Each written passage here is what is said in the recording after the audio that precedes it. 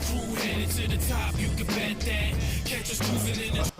What's good, people? We here with another episode of If You Ask Me, where we talk that music and movie culture from the late 80s to the mid 20s. I'm your host, Deme D. Got my guy Clay on deck, Johnny Fastlane, man. Just plug y'all endeavors real quick for the people. Y'all already know what it is. Johnny Fastlane, at Johnny Fastlane on everything. Jonny without the H. You already know. You want to see that big ass red beard. Clay Steve's back in the building like I left my car keys. Free to wave until they free to wave. Clay Steve's on everything. One half of the podcast bakery. We on a little hiatus, but we're gonna get back to it. But podcast is on any streaming platform. Go listen when you get a chance. Hell yeah. Alright, man, so we in the building. This is for we got another episode where I like to contribute the whole episode to a particular artist, but in this case, we just recently lost a legend. Shout out to the Dark Man X, best known as DMX, man. We recently lost him, so Simmons. I mean, we all fans here, and I just want to shed some light on him and just talk about the music and the impact he had on the music overall. He's definitely a legend, definitely one of the greats. So, Johnny, I want to start with you, man.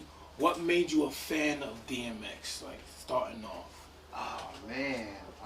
Shit. I first heard DMX, man. I didn't see him at first. I wasn't, like, watching videos and nothing like that. It was, like, 1997. I was mad young. And just the sound, the gritty-ass voice, the aggression. I think maybe one of the first songs I heard was, like, 4321 with LL Cool J in them. Or maybe 24 Hours to Live with, like, Mace and Diddy in them. I was like, yo, whoever the fuck this is crazy. Like, he sounded like a dog. Like, yo, let me get my dog on a song with me. He was on it. And from there, man, I just had to do my research. I copped, Flesh of My Flesh, Blood of My Blood. I know It's Dark as Hell is Hot as first, and then Flesh of My Flesh, Blood of My Blood the same year. Shit, man, DMX was my favorite rapper back then, and still is my favorite rapper now. Salute to X, man. Salute to X. Yeah. For me, I think we might have found out about X around the same time, but I'm much younger. I think my first introduction at DMX was Rough Riders Anthem, just like everybody else. Just watching that video was like, oh, you can do this? Oh, you can rap like this? The video first, yo. I come from I come from that era where like Rap City was a fucking thing, and you watching a Rap City and watching them with the bikes with 4-wheelers and it's like this was a moment. And then on top of that, what made it more special for me is now like I'm also part of that era where video games are starting to be a real big fucking thing. So now he's on certain soundtracks that I fucking listen to. I remember hearing like We Right Here on the N1 mixtape, the N1 basketball game.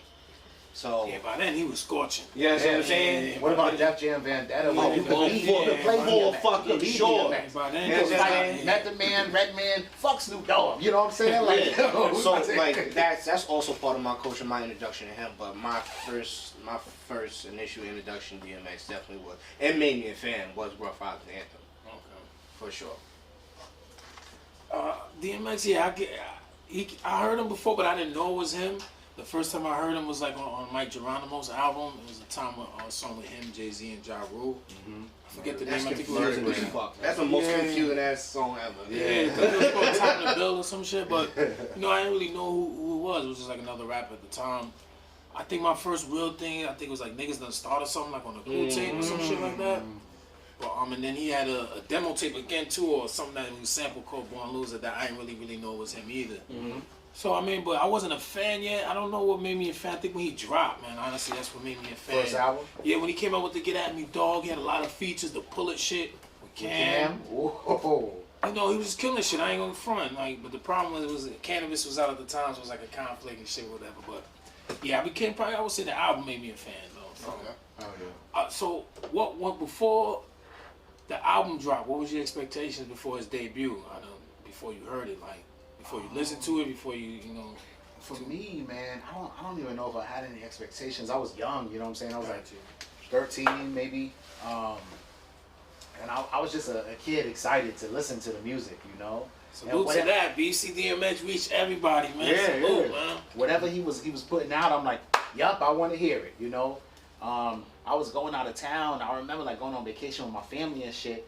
And It's Dark and Hell Is Hot was my first CD that I ever bought with like my own money. Nice. I didn't even get a chance to listen to that shit yet, but I loved like DMX so much that I took the CD with me out of town, even though we ain't have no CD player, just so I could come back and listen to that shit. You know, I'm not leaving it at the crib. So it's still in possession. You know, I mean, it's.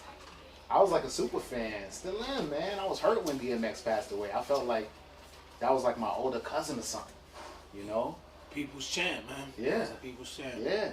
I mean, I'm same way. Like, no expectations, just for the sort of fact that one, I wasn't like of age to have an idea of what's supposed to happen next. But with that being said, it was all in his favor because at the end of the day, he could have rapped his ABCs. And I'm like, that works. I want it. Was like, you understand what I'm saying? Give me a Swiss on the beat. remix. Give me a Swiss beat on that shit. Yeah, put Jada Kicks on the motherfucker and give it to me. So while I had no expectations, for some strange reason, he superseded my expectations. Like, if that makes sense, because now you're telling me, all right, Rough Riders Anthem is his hardest song to date. What could be next? Oh, okay, I'm gonna give you Stop Being Greedy. Oh, what the fuck is this? Oh, I'm gonna give you The first one. Fucking with D. You gonna give me Oh, you talking about the whole shit? Yeah. Like that album specifically, like anything on that album could have been a single. Oh, for sure. You know what I'm saying? I feel like everything on that album was a single. Yeah. I mean, you know, then he came and switched it up with the How's It Going Down. I mean, I didn't really have any expectations either. Like I said, is when the album dropped, and I'm like, oh, this guy's the truth. But what I do remember, when I do want to speak on, is when there was an advertisement in the Source. After he dropped and did numbers, niggas said the streets have spoken. And then because at this time, like, everything had to be this formula, generic ass music where it had to be like an R&B sample or a single on the hook or whatever. So shout out to DMX. I mean, rest in peace. Shout out to Nori. I always give Nori respect. These two guys definitely, as far as the East, I don't know what the fuck everybody else was doing. But on the East, they kind of led that charge to where we got back into that swag where it was like, right after Mason. Yeah, right after that. Cam too, all of them. But it's like, but these two, they stuck to it. They never tried all that. No, not nobody, but it is what it is. You know what I mean? So I just remember that when it was like, yo, the streets are spoken, man, and you know, Rough Riders took charge, man.